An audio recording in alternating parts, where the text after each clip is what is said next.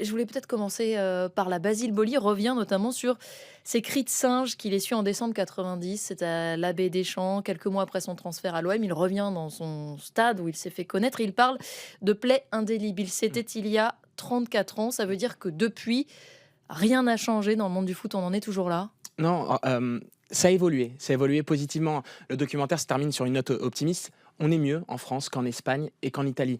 En revanche, quand on entend un ancien président de la Fédération française de football dire il n'y a pas de racisme dans le football, c'est une erreur. C'est une erreur impardonnable pour certaines personnes, notamment un joueur amateur, Kerfala Sissoko, qui a été laissé pour mort, lynché, laissé pour mort sur un terrain de football en 2018. C'était dans la région de Strasbourg. Et donc, nous, ce qu'on explique dans ce documentaire, c'est que c'est une photographie de la situation et des choses n'ont pas évolué. Ça a évolué positivement dans le football professionnel, puisque certains désormais prennent la parole, acceptent de quitter le terrain, mais d'autres, dans le football amateur, souffrent tous les jours. Ce Kerfala Sissoko, il dit par exemple, Témoigne d'ailleurs dans qui le témoigne dans le documentaire, hein. documentaire, il dit j'entendais très souvent sur les terrains le week-end, sale négro, j'entendais très souvent retourne dans ta brousse, descends de l'arbre, va manger des bananes. Et pour moi, c'était pas grave. Le jour où on m'a lynché, le jour où j'ai vu arriver un supporter de l'équipe adverse avec un couteau, j'ai compris que c'était grave. C'est-à-dire que ces joueurs-là, on arrive à banaliser une situation déjà dramatique.